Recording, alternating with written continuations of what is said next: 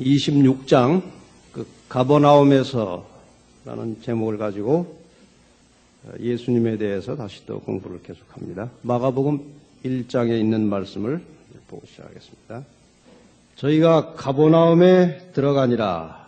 예수께서 곧 안식일에 회당에 들어가 가르치심에 뭇사람이 그의 교훈에 놀라니 이는 그 가르치시는 것이 권세 있는 자와 같고 서기관들과 같지 아니함이라라.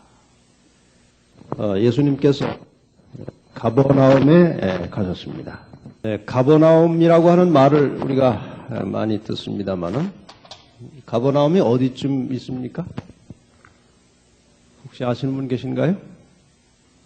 여기가 이제 지중해고 여기가 이제 이스라엘입니다. 종종 말씀드리는 대로 이 아랫부분이 유대 지방이고 사마리아가 있고 갈릴리가 이렇게 있습니다.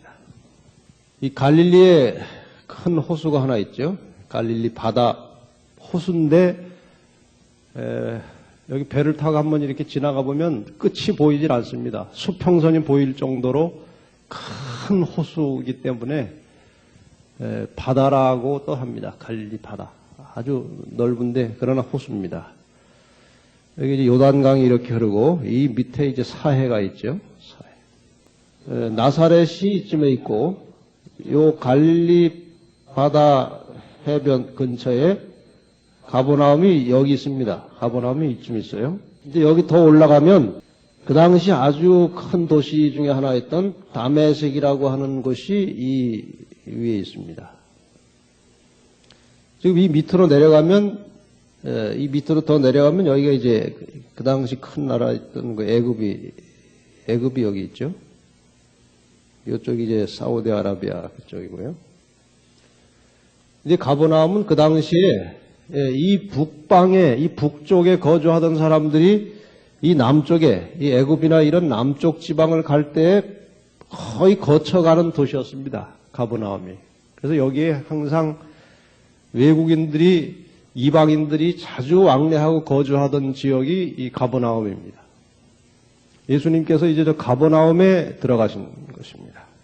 예수님이 선교 여행 하시던 중에 저 가버나움에 아주 자주 들르셨습니다. 그래서 예수님의 제1고향은 나사렛이고 가버나움을 제2의 고향이라고 할 정도로 예수님이 가버나움에 자주 가셨습니다.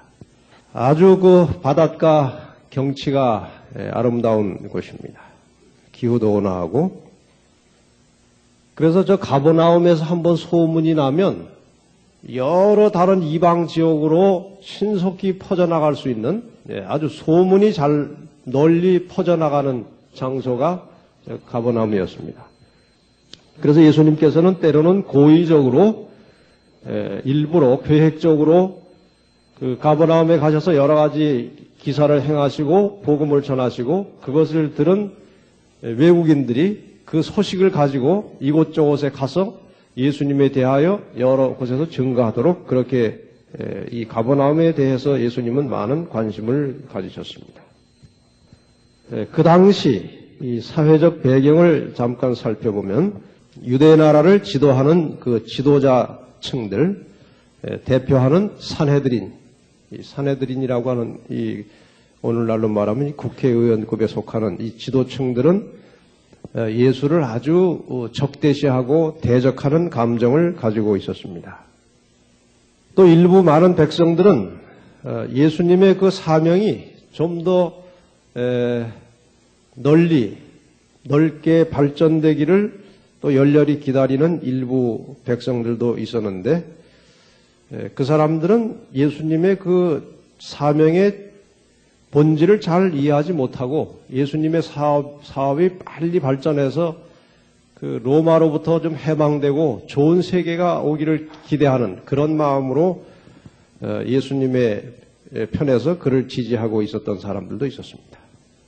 천사들이 부지런히 왕래하면서 사람들의 마음에 감동을 끼쳐서 사람들을 예수께로 이끌기 위하여 활동했었다. 그렇게 또 기록이 되어 있습니다. 그리고 가버나움은 그중에서 가버나움은 얼마 전에 그 병고침을 받은 왕의 신하의 아들 이야기가 아직도 이제 상당한 힘을 가지고 그 지역에 퍼져가고 있었습니다. 그 고침받은 왕의 신하는 바로 예수님의 능력에 대해서 하나의 실제적인 보이는 증거로서 역사를 하고 있었습니다. 예수님께서 그곳에 계신다는 소문, 가버나움에 계시다는 소문이 퍼졌고 온 동네가 아주 상당히 흥분된 좀 들뜬 분위기가 되었습니다. 예수를 만나고자 하는 사람들이 많이 있었습니다. 안식일이 되었을 때 예수님께서는 가버나움에 있는 회당에 들어가셔서 예배를 드리셨습니다. 우리가 보통 예수님께서 안식일 지킨 기록을 누가복음 4장 16절을 대표적으로 찾는데 이 마가복음 1장 21절에도 예수께서 안식일에 회당에 들어가심으로 그 당시에 안식일을 인정하시고 예배하시고 또 강론하신 장면이 여기에서도 나옵니다. 이 당시 주로 회당에서 가르치는 계층들은 서기관들, 장로들, 랍비들이 회당에서 백성들을 교훈하고 가르쳤습니다. 그런데 백성들은 그 서기관들이나 장로들이나 랍비들의 가르침을 들을 때에 마음의 감동을 거의 받지 못한 채 그냥 계속 마음의 부담만 와서 닿았습니다. 왜냐하면 그 랍비들의 서기관들의 가르침은 아주 냉랭하고 형식적이었습니다. 가르치는 내용에 사람들의 어떤 심령을 또 사람들의 삶을 소생시키고 또 생기를 줄 만한 그런 생명력이 그 가르침에 없었습니다. 이 하나님의 말씀은 있는 그대로를 정말 제대로 증거하고 드러내면 굉장한 능력이 있고 생명력이 있는 것입니다. 근데 이것을 아주 지극히 인간적인 방법으로 아주 기계적으로 형식적으로 가르치면 아무런 힘이 없어요. 이것은 다분히 말씀을 중개하는 가르치는 통로의 문제입니다. 그래서 이 말씀을 전하는 사람들은 어떠한 경우에 있든지 이 살아있는 하나님의 말씀이 그 생명력을 가지고 생동감을 가지고 듣는 사람들에게 증거될 수 있도록 항상 하나님과 연결된 그 생명력 있는 삶이 필요한 것입니다. 이것은 단지 목회자나 어떤 교회 지도자들뿐만 아니라 그리스도인들은 끊임없이 하나님의 말씀을 다른 사람들에게 증거하고 나누어주는 책임을 가지고 있기 때문에 늘 예수 그리스도와 연결된 그 살아있는 신앙과 생명력을 가진 평상시의 삶이 절실하게 필요합니다. 그러나 예수님께서 이 말씀을 펼쳐서 가르칠 때는 랍비들이 가르치던 것과는 전혀 다른 감동이 백성들의 마음에 와서 닿았습니다. 예수님께서는 어떤 교리를 논쟁하는 일보다는 진리 자체를 제시하는 일에 노력을 하셨습니다. 주로 거기에 힘을 쓰셨습니다. 그리고 예수님은 아주 직접적이고 단순한 방법으로 진리를 제시하셨습니다. 이 진리를 사람들에게 제시할 때는 많이 인간적인 언어로 포장된 꾸며진 그런 수식어가 많이 필요치 않습니다. 예수님은 항상 담백하고 단순하게 이 하나님의 말씀을 백성들의 심령에 집어넣어 주셨습니다. 예수님의 언어는 항상 깨끗하고 세련되었었다. 그리고 흐르는 물처럼 맑았다고 기록하고 있습니다. 그래서 그분의 음성을, 그분의 가르침을 듣고 있으면 그냥 이 가슴 속에서 생수가 솟아나는 그런 아주 시원함과 또 어떤 생명력을 느낄 수 있을 만큼 주님의 가르침은 아주 깨끗하고 세련된 것이었습니다. 그리고 그 가르침이 비록 단순하긴 했지만 그 말씀에는 언제나 힘이 있고 권세가 있었습니다. 그리고 아주 격정적으로 가르치신 것이 아니고 아주 진지한 모습으로 그러나 명백한 목적을 가지고 이 말씀의 도를 백성들에게 나누어 주셨습니다. 이러한 예수님의 가르침의 중심은 현실적인 사물과 영원한 사물을 분간하여 그 제 위치에 갖다 놓는 일을 해 주셨습니다. 우리가 이렇게 신앙을 하면서 수시로 이제 갈등을 느끼고 또 부딪히는 문제들은 우리가 하나님의 말씀을 통해서 배우게 되는 신앙적 이상이 있습니다. 우리의 이상과 우리의 표준이 있어요. 아울러서 동시에 우리의 현실적 생활이 있습니다. 이 두 가지가 항상 갈등하고 있는 것입니다. 우리가 하나님의 말씀을 통해서 배운 어떤 영적 수준, 우리의 도덕적 표준, 이러한 것들이 언제나 우리의 머릿속에 있습니다. 그러나 여기에는 미치지 못하는 현실적인 나의 삶이 있어요. 그래서 내 생활 중에 일부는 신앙적 이상과 부합해서 이렇게 맞는 부분이 있어요. 근데 상당히 많은 부분은 신앙적 이상과 거리가 있습니다. 우리가 신앙을 한다고 하는 것은 끊임없이 이 공유하는 신앙적 이상과 현실적 생활이 공유하는 부분을 자꾸 넓혀가는 것입니다. 이것이 신앙이에요. 그 현실 생활이 점점 더 가까이 신앙적 이상에 접근해서 마침내 하나가 되는 것입니다. 이것이 우리의 목표예요. 예수님께서 오셔서 하신 일은 무엇이 더 중요하고 어느 것을 우선적으로 해야 될지를 말씀을 통해서 가르쳐 주셨습니다. 그렇다고 예수님께서 현실 삶을 무시하고 그냥 이 속에서만 살려고 하는 것이 아니에요. 이 하나님의 말씀을 잘 분석해 보면 결국 아주 건실하고 충실한 인간적 삶을 살라는 것입니다. 그것이 하나님의 말씀의 가르침이에요.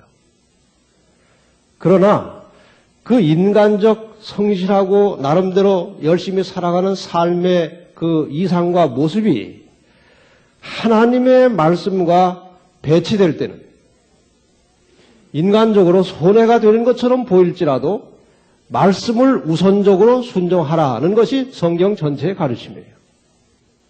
우리 교인들이 신앙적 이상에 매달려 가지고 현실을 소홀히 하는 것은 그것은 잘못된 신앙입니다. 다 그런 것은 아니지만 우리 청년들이 어떤 회사를 경영하거나 어떤 조그만 기업체를 하는 분들이 이제 우리 교회 청년들을 고용해서 쓸 경우에 그런 이야기를 자주 많이 듣습니다.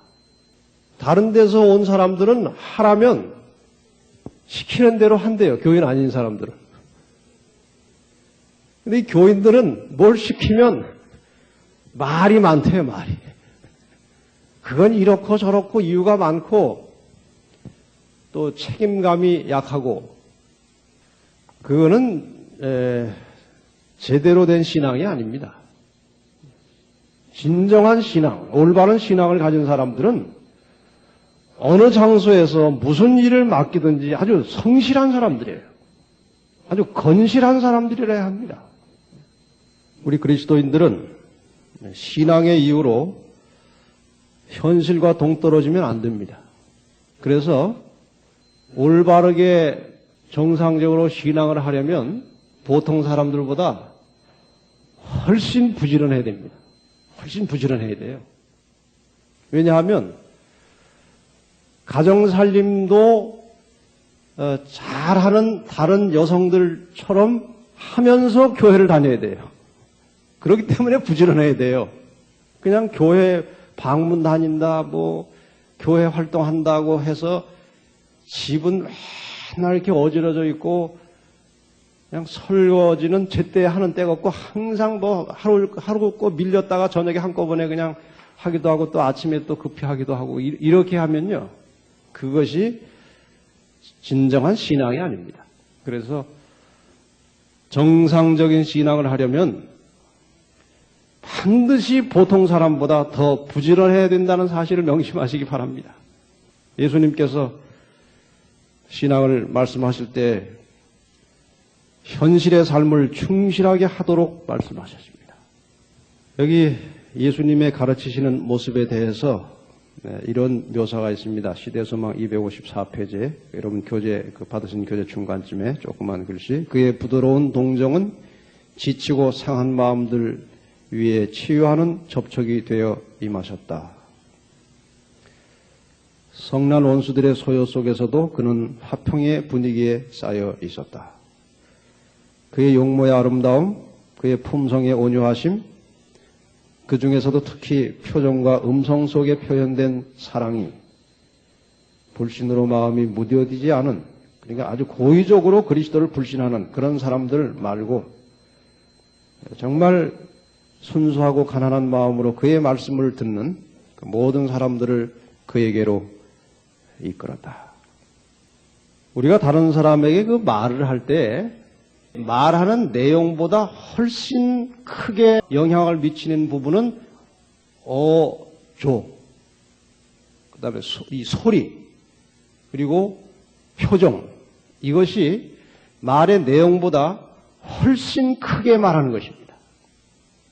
그래서 우리가 그리스도인들은 다른 사람에게 말할 때에 상대방이 정말 사랑과 따뜻함을 느낄 수 있는 그런 어조로, 그런 음성으로 말하는 훈련이 필요합니다. 그게 굉장한 영향을 미쳐요. 아침에 이제 저희 집 아이를 깨웁니다. 근데 늦게까지 뭐 공부도 하고 이것저것 하다 잠이 들기 때문에 아침에 일어나기가 이제 아이가 쉽지가 않아요. 근데 이 깨우는 소리의 억양에 따라서 나오는 반응이 전혀 달라요. 내용은 똑같은데, 시연아, 늦었다, 빨리 일어나라. 이제 그 말을 조금만 그 억양에 그 뭔가 이 딱딱함이 들어가면 아이에게 금방 전달이 돼서 반응이 썩 좋지 않아요. 시연아, 늦었다, 빨리 일어나라. 그 정도만 해도 벌써 이 아이에게 다가오는 생각이 달라요. 그런데 시연아, 좀 늦었네. 지금 일어날 시간이야. 이렇게 하면요. 그 아이 표정이 자면서도 달라요. 우리가 이 말을 전달할 때 항상 이 어투나 이 표정에 있어서 정말 예수님처럼 부드럽고 온유한 음성과 표정으로 말하는 것을 훈련을 해야 돼요. 훈련을. 그게 필요해요. 남편에게나 아내에게나 혹은 아이들에게나 또 다른 사람들에게 말할 때 항상 이 그리스도의 모습을 생각하시면서 자기를 좀 치료해 나가면서 생활을 하시기를 바랍니다. 그건 아주 중요한 거예요. 우리의 의사를 전달하는 데 있어서. 근데 예수님께서 이제 그러한 모습으로, 그러한 음성으로 이제 이 회당에서 말씀을 가르치시고 있을 때에 갑자기 돌발적인 사건이 일어났습니다. 처음에는 잘 몰랐는데 그 회중 속에 귀신 들린 사람이 하나 있었어요. 그래서 이제 돌발 사건이 일어나는데 마가복음 1장 다시 펴겠습니다. 23절부터 봅시다. 마침 저희 회당에 더러운 귀신 들린 사람이 있어 소리질러 가로되 나사렛 예수여, 우리가 당신과 무슨 상관이 있나이까? 우리를 멸하러 왔나이까? 나는 당신이 누구인 줄 아노니 하나님의 거룩한 자니이다. 이게 그냥 보통 소리가 아니고 그 귀신 들린 사람의 소리, 그 광란의 울부짖음이었습니다. 아주 이상한 목소리로 예수님을 향해서 소리를 질렀습니다. 이것은 당신 왜 나를 간섭하느냐 이겁니다. 무슨 상관이 있느냐. 그러면서 동시에 그분이 누구인지를 알았습니다. 당신은 하나님의 거룩한 자입니다. 예수님께서 25절에 예수께서 꾸짖어 가라사대 잠잠하고 그 사람에게서 나오라 하시니 결과가 어떻게 됐습니까? 더러운 귀신이 그 사람으로 경련을 일으키게 하고 큰 소리를 지르며 나오는지라. 이 사건이 잠깐 사이에 벌어졌어요. 이 귀신 들리는 사람은 이 시대소망의 설명을 보면 그 회당에서 예수님을 보는 순간에 이 사단의 이 억압된 사슬에서 벗어날 수도 있다고 하는 가나다란 희망을 가지고 예수의 이름을 부른 것입니다. 처음에는. 그런데 그 순간에 다시 사단이 이 사람을 점령해서 자기가 하려고 했던 말이 나오질 않고 사단의 소리가 나오는 것입니다. 지금 이 말을 하는 것은 사단이 하는 말이에요. 이 인간의 귀신 들리는 사람의 입을 빌려서 사단이 하는 말입니다. 그러나 사단이 아무리 그렇게 그 사람을 장악하려고 했지만 사단보다 더 큰 능력의 역사가 일어나서 그 귀신 들린 자를 치유하시고 귀신은 쫓겨나갔습니다. 귀신이 들렸다고 하는 것은 이 사단의 정체를 알지 못하는 사람들은 그 본질을 잘 이해를 못합니다. 그러나 우리는 성경을 통해서 사단의 정체를 아주 명백히 알 수 있기 때문에 귀신 들리는 상태가 어떠한 상태인지 우리는 잘 압니다. 사단은 어떠한 사람도 억지로 강제로 자기의 소유물로 만들 수 없습니다. 하나님의 편이 되든지 사단의 편이 되든지 결국 자신의 의지가 그 어느 한쪽을 결정해서 굴복할 때에 점령할 수 있는 것입니다. 하나님도 인간의 의지를 마음대로 못하십니다. 더군다나 사단은 우리의 의지를 자기 마음대로 못하게 되어 있습니다. 그것이 어떻게 말하면 이 선악의 대쟁투의 하나의 그 경기 규칙이에요. 절대로 강요해서는 안 됩니다. 의지를 강요해서는 안 되고 선을 택하든지 악을 택하든지 본인의 의지가 그것을 선택할 때에 그리로 들어가는 것입니다. 지금 여기 귀신 들린 이 젊은이는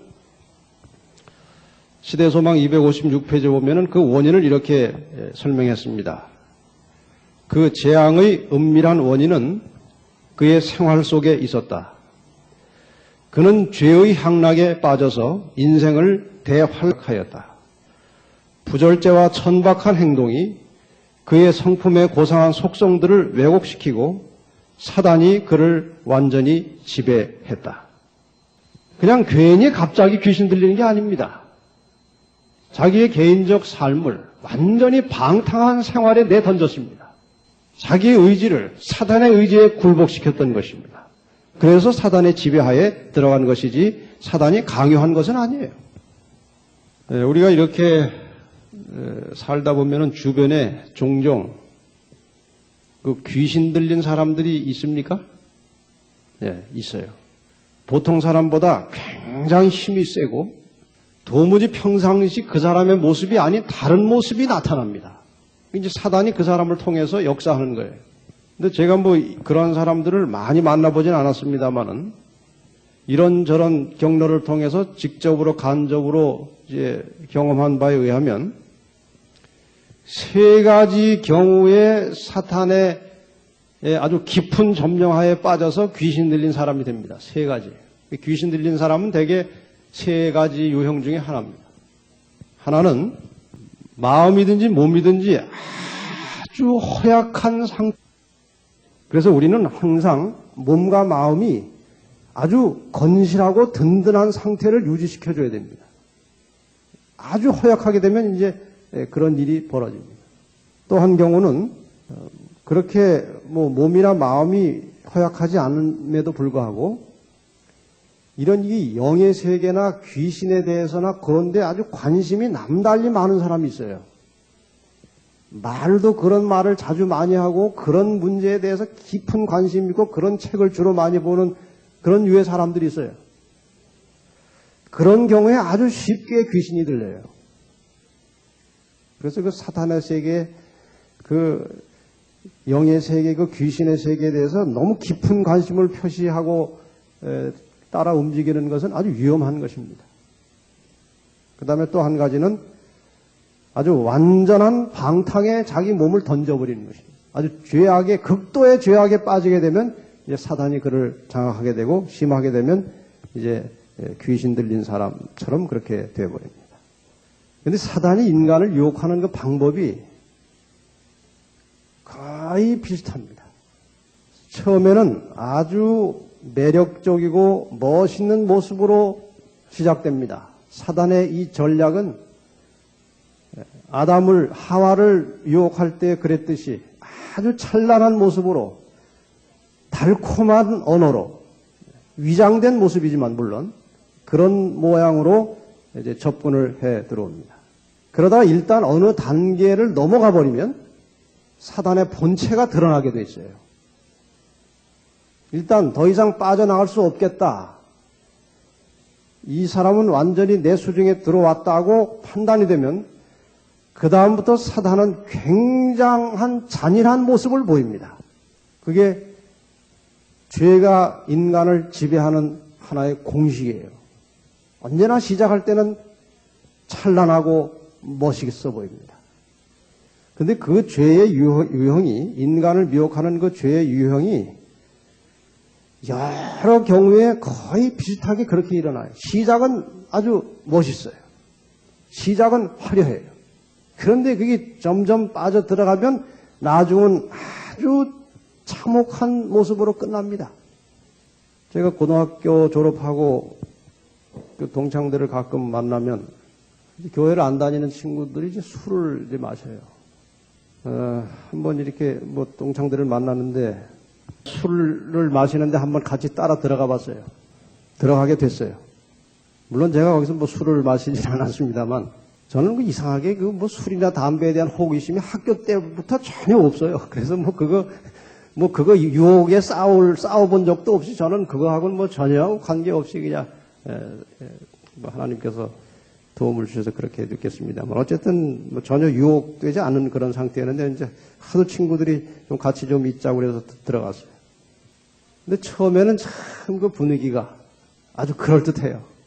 뭐 이렇게 서로 웃고 대화를 나누고 술 처음에 마실 때는요 아주 친구들 간에 그냥 뭐 굉장히 뭐 너나 없이 그냥 그렇게 가까이 아주 멋있게 시작을 하는데 이것이 조금씩 들어가가지고 이거 뇌세포를 건드려 놓으면요 사람이 점점 이상해지더니 그 파장은 참 초라하고 불쌍하고 한심하게 끝나더라고요. 술이 취하니까 뭐 평소에 못하던 얘기 해가면서 네가 어쨌느니 뭐 네가 그럴 수 있느니 그래가면서 슬슬 말 나오다가 이제 싸우기 시작하는데 참 불쌍하더라고요. 죄악의 유형이 늘 그런 것입니다. 시작은 멋있어요. 화려해요. 그러나 죄악의 결말은 비참한 것입니다. 지금 이 귀신 들린 청년이 그러한 과정을 거쳐서 귀신이 들렸고 그나마 그 마음속에 아주 희미하게나마 좀 빠져나오고자 하는 그런 소망, 그 희망의 빛을 주님이 뚫어보시고 그에게서 귀신이 나오도록 명령하셨고 이 귀신 들리는 청년이 나음을 얻게 되었습니다. 지금 우리가 이 상당히 그 극단적인 예를 들어서 그렇지 실제로 우리의 생활 속에서 자기도 모르는 사이에 아주 은근하게 서서히 상당한 시간을 두고 죄로 빠져 들어가는 경우가 많이 있습니다. 심지어는 하나님을 믿는다고 하면서도 그러한 자리에 빠져 들어가게 되는 경우가 허다하게 많아요. 왜 그런가? 고린도후서 11장을 좀 보십시다. 여기 사탄의 전략이 어떠한 것인지 아주 명백히 나와 있습니다. 이것이 이상한 일이 아니라 사단도 자기를 무엇으로? 광명의 천사로 가장하나니 그러므로 사탄의 일꾼들도 자기를 의의 일꾼으로 가장하는 것이 또한 큰일이 아니라 사단도 자기를 광명한 천사로 가장할 수 있다고 했고 사단의 일꾼들도 무엇의 일꾼으로? 의의 일꾼으로 자기를 가장하는 것이 그게 이상한 것이 아니다. 얼마든지 그럴 수 있다는 것입니다. 마태복음 7장에는 양의 탈을 썼는데 속은 뭐라고요? 일이라. 그래서 우리가 겉으로 나타나는 현상, 겉으로 나타나는 모습만 가지고는 선, 악을 분별할 수가 없습니다. 초기에는. 그래서 그것을 분별할 수 없기 때문에 많은 사람들이 신앙을 한다고 하면서도 그 죄악의 과정으로 빠져들어가고 있어요. 우리가 이 죄악의 과정으로 빠져들어가지 않을 수 있는 최선의 길은 평상시에 항상 말씀의 빛을 따라서 사는 생활 모습이 필요한 거예요. 우리가 말씀에서 멀어지면, 이 빛에서 멀어지면 멀어질수록 어둠이 짙어지는 것입니다. 그 어둠 속에 들어가면 걸려 넘어져도 분간할 수가 없게 돼요. 우리가 이 선의 모습으로, 의의 모습으로 변장한 것을 분간할 수 있는 지혜는 오직 성경을 통해서만 찾아낼 수 있는 것입니다.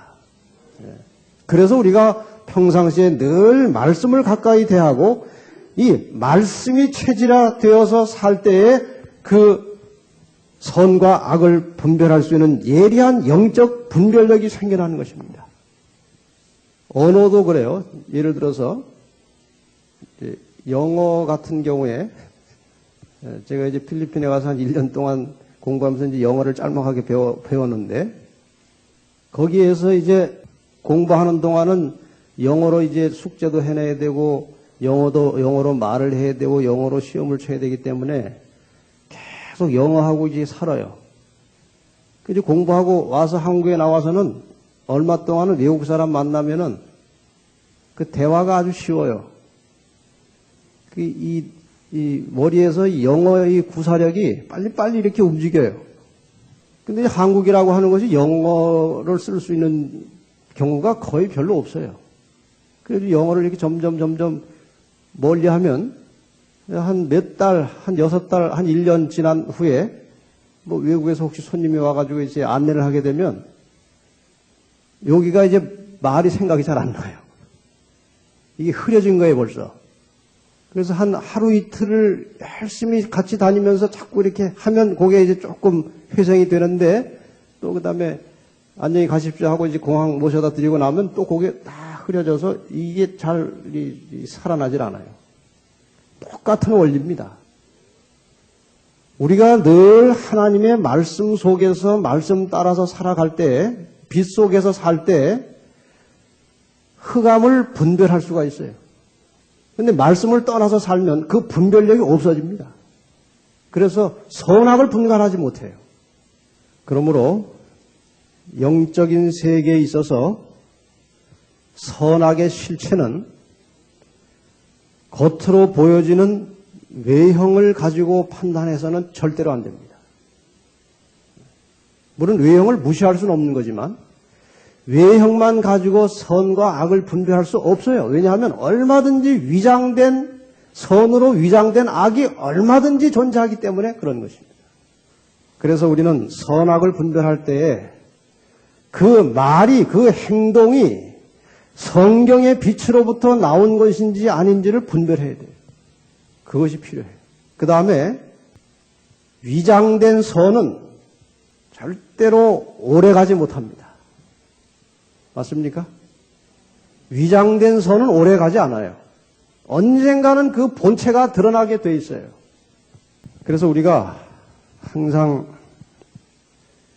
하나님의 말씀의 빛 속에 살면서 선악을 올바로 분별하는 것이 이 체질화되지 않으면 자기도 모르는 사이에 아주 완만한 속도이긴 하지만 악으로 기울어져 가는 경향을 많이 발견할 수가 있습니다. 여기 그 과정을 잠깐 봅시다. 중간쯤에 신앙하는 사람이 타락하는 과정이 이런 겁니다. 이걸 잘 보시기 바랍니다.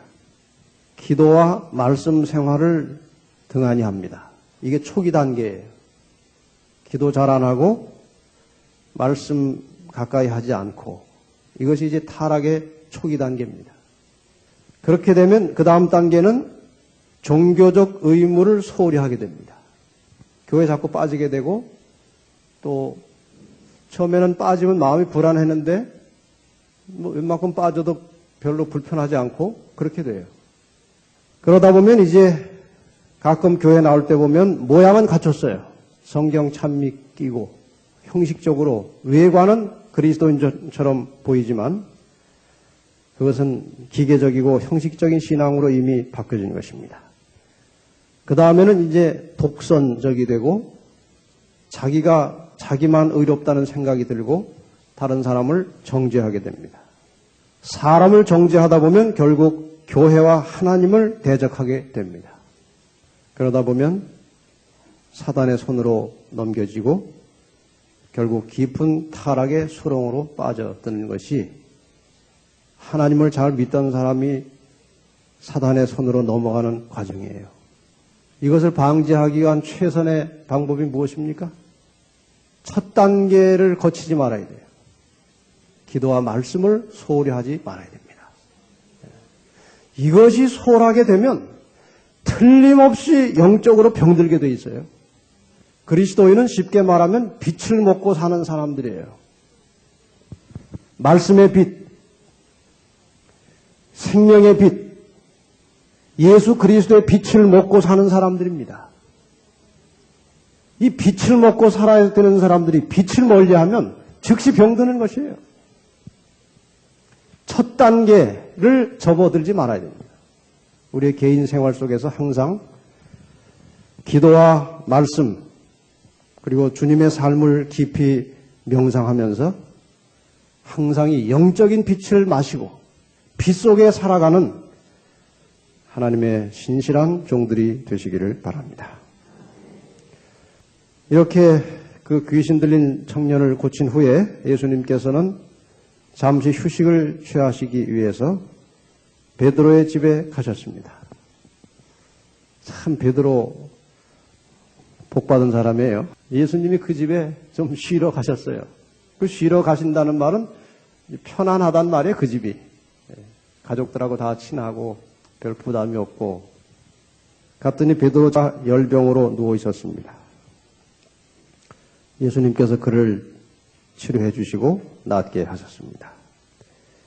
그날이 안식일 시간이었습니다. 지금 이것이 다 안식일에 일어나는 일이에요. 안식일에 회당에서 가르치시다가 귀신 들린 사람 만나서 고치셨고 그 다음에 잠시 후에 아직 안식일 해 넘어가기 전에 좀 쉬시러 그러니까 여러분 안식일에 이것저것 하시느라고 너무 힘드시면 해 넘어가기 전에 집에 가서 쉬어서도 좀 괜찮을 것 같아요. 저는 그 전에 그러면 안 된다고 생각했는데 예수님도 보니까 안식일 해 넘어가기 전에 집에 와서 좀 쉬러 가셨어요. 그러니까 식사 당번 하시고 너무 힘드시면 조금 가서 쉬세요. 예수님이 쉬러 가셔서 베드로 장모의 병을 고쳐주셨는데 예수님이 그곳에 온 사실을 사람들이 다 알았지만 병자들이 거기 몰려가지 않았습니다. 왜 그랬을까요?